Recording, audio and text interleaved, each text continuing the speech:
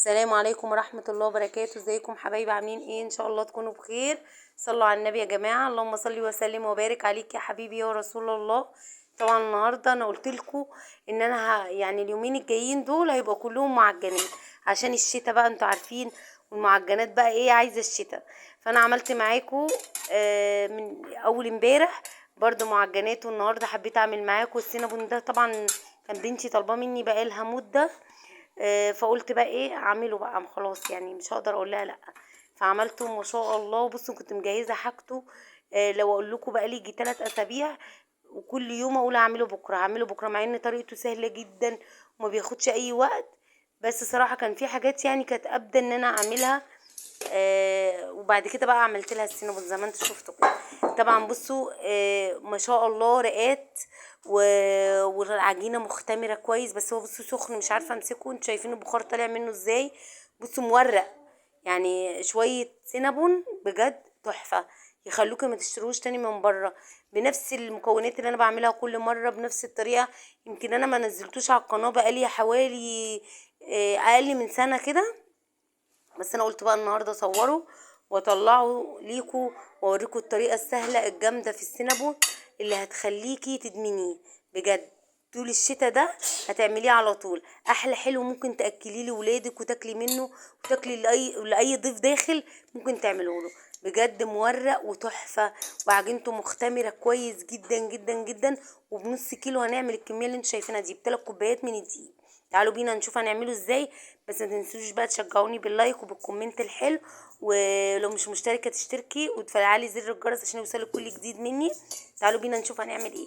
طبعا انا هشتغل في العجان. انا قبل كده عملت اول امبارح معجنات على ايدي عشان اعرفكم. طبعا سواء تعمليها على ايدك او تعمليها في العجان الطريقه سهله جدا. ومعلقه، بصوا دول 3 كوبايات من الدقيق، ومعلقه من البيكنج باودر، ومعلقه من الخميره. وهحط بقى ايه السكر. بصوا سكر عادي، احط 4 معالق من السكر. طبعا انا مزوده السكر عشان انتوا عارفين ده حلو ومسكر، يعني مش حاجه حادقه. وذره من الملح، وبضايه بدرجه حراره الايه المطبخ، مش بتكون طالعه من التلاجة. طبعا هحطهم بقى في العجان اهو.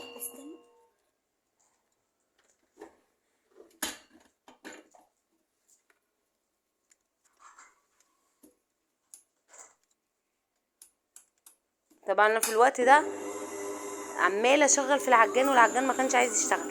الحمد لله اشتغل معايا، كان معلق من الفيشه. وبعد كده بقى ايه حاولت ان انا يعني ايه المكونات الجافه كلها مع بعضيها كده اضربها. وبعد كده نزلت بقى بكوبايه من اللبن اهي، كوبايه واحده بس من اللبن هلم بيها الايه العجين. ونزلت بربع كوبايه من الزبده او السمنه اهي، هتخلي العجينه معايا. بصوا المكونات السهله اللي انا بقولتلك عليها دي، والله العظيم ما حطيت اي مكونات تانية، اللي هي المكونات اللي انتوا شفتوها دي هتخلي معاكم السينابون ده زي ما انتوا شفتوه كده في اول فيديو. بجد بصوا العجينه طريه ولينه كده وجميله جدا جدا جدا. بصوا حسيت ان العجينه معايا بتلزق سنه، يعني سيكه بسيطه كده. رحت حاطه ايه معلقتين من الدقيق. يعني طبعا دي في ايدك العجينه، حسيتي ان هي بتلزق معاكي معلقتين من الدقيق. حسيتي ان هي طريه معاكي قوي، اسفه طريه معاكي قوي، هتديها معلقتين من الدقيق. حسيتي ان عجينه جافه معاكي ناشفه كده، ممكن تزوديها بقى معلقه من الزيت او معلقه من السمن. طبعا بصوا العجينه بصوا طريه جدا معايا اهي، شايفين؟ حاسه ان هي هتقع من ايدي من الليونه بتاعتها والطراوه بتاعتها. ما شاء الله بصوا عامله ازاي. بجد خطيره خطيره. حتى قلت انضف اللي في العجان مخليش حاجه خالص اهي. بصوا عامله ازاي، شايفين؟ هتقع من ايدي اهي. انا بوريكم ان هي طراوتها، ولو عجنتيها على ايدك برضه هتطلع بنفس الطريقه دي. كل ده ما يكملش 7 دقايق هتطلع معاكي زي الفل. لو عجنتيها على ايدك، عجنتيها في عجانه هتطلع كده، عجنتيها على ايدك هتطلع بنفس النظام ده.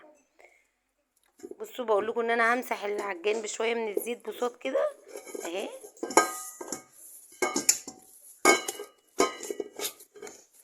ما شاء الله ما شاء الله طريه معايا. بصوا ما بتلزقش ولا بتلزق ولا اي حاجه خالص. هغطيها بقى واسيبها تختمر في مكان ايه دافي كده. طبعا احنا في شتاء. بولع الفرن ويعني دقيقتين كده او 3 دقايق اول ما يسخن او يدفى اروح مدخله فيه، مفيش ربع ساعه بلاقي العجينه معايا اختمرت. تعالوا بينا بقى نعمل ايه الحشو. طبعا معايا نص كوبايه من السكر ومعلقتين من القرفه، انا هعملها بالقرفه والسكر.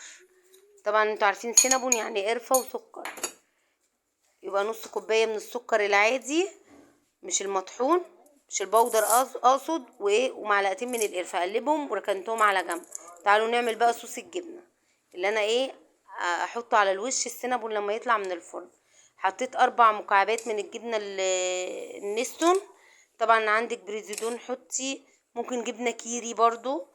وبصوا حطيت بقى 4 معالق من الزبده، وكوبايه من السكر البودره، وذره من الفانيليا.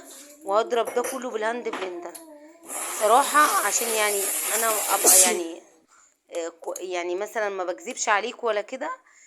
خدت مني نص كوبايه من الحليب او اللبن عشان تطلع معايا بالقوام التحفه ده. طبعا في ايدك تخففي وفي ايدك تتقلي. طبعا انا حطيت قدامكم حوالي ربع كوبايه من اللبن، وانا فاصله الكاميرا حطيت ربع كوبايه كمان.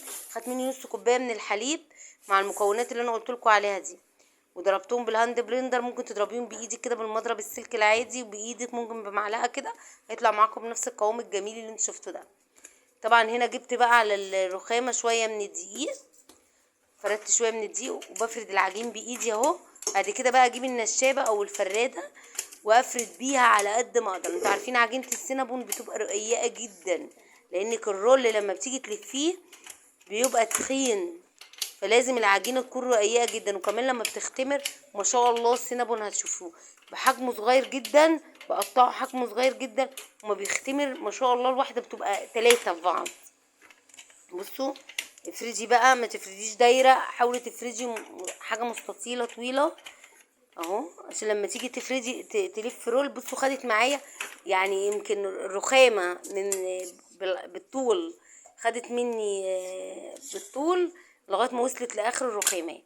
طبعا هنا هجيب بقى معلقتين سمنه يكونوا ماسكين سنه، او زبده تكون ماسكه سنه. طبعا انا دخلتها الفريزر على طول عشان تبقى ماسكه معايا، ما تبقاش متلجه ولا تبقى سايحه قوي. انتوا عارفين انتوا المسكان البسيط ده اهو، معلقتين.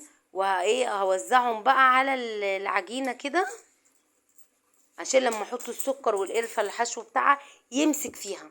طب انتي ده هدف معلقتين الزبده او السمنه. طبعا هنزل بقى بالحشو القرفه والسكر، هتاخد معايا بالظبط اللي انا قلت لكم 3 كوبايات دي، والمكونات دي كلها هتاخد معايا مع نص كوبايه السكر ومعلقتين القرفه كلهم، مش هيفيد اي حاجه. طبعا انا بفضل الله وكرم من ربنا ما بعمل اي حاجه بصور لكم اي حاجه، وكمان خلف الكاميرا كمان اي حاجه مكوناتي بتطلع بالظبط، ما بيفيدش حاجه، ولا مثلا تبقى حاجه بزياده ولا حاجه تبقى ناقصه. الحمد لله بفضل الله وكرم من ربنا الحاجه بتبقى بالظبط. واتمنى ان انتوا تبقوا كده في الغلا اللي احنا فيه ده. طبعا هلف بقى رول على عدلة ايدي اهو. بصوا مجرد ان انت بتلفي يعني في الاول كده، بعد كده هتبرم معاكي سهل جدا. اهم حاجه تكون انت حاطه على الرخامه دي رشه دي عشان يفرد تلفي معاكي سهل كده. طبعا انا عشان هي كانت طويله جدا ممكن تقسمي العجينه دي 2 وتعمليها على مرتين، بس انا عشان يعني السهوله، او انا ايدي واخده على عمايل السينابون هتبقى سهله معايا على طول.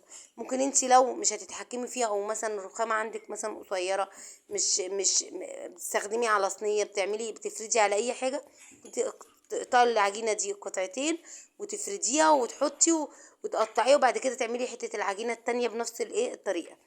طبعا في ناس بتعملها بطباره او بخيط بتقطعها، انا بسكينه اهي بتقطعي القطعه ما بترجعيش تاني زي ما انتوا شايفين كده. طبعا حاولي بعينك كده تقطعي عدد السينابون يبقى كله مقاس واحد. طبعا عينك باينه انت التقطيعه، بصوا زي ما انتوا شايفين كده كله حتى اخر واحده اهي برضو هقسمها 2 اهي، قسمتها حتى 3 اهو. هقطعهم بقى، هلمها بقى كده واجيب صينيه ممسوحه مسحه من السمنه.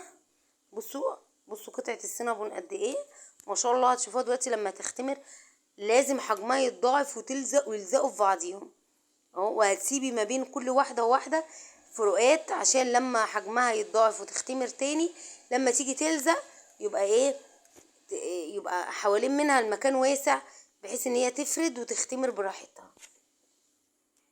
هو السينابون يا جماعة عايز عجن فرد كويس يطلع معاكي زي الفل، وسهل جدا والله، ما بياخد اي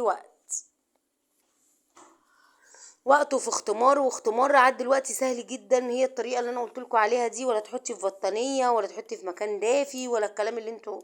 ولعي الفرن بس دقيقتين تلاتة كده يسخن معاكي فيه، دخلي في الفرن. بصوا مش هتكمل ربع ساعه ويكون حاجه مختمره معاكي. اي معجنات بقى.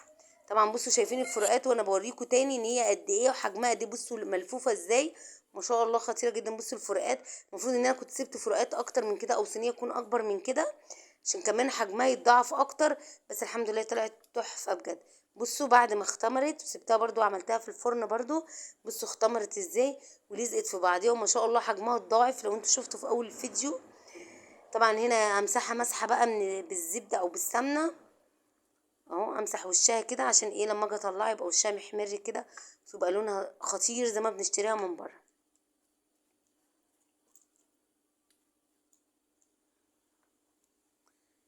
ما شاء الله.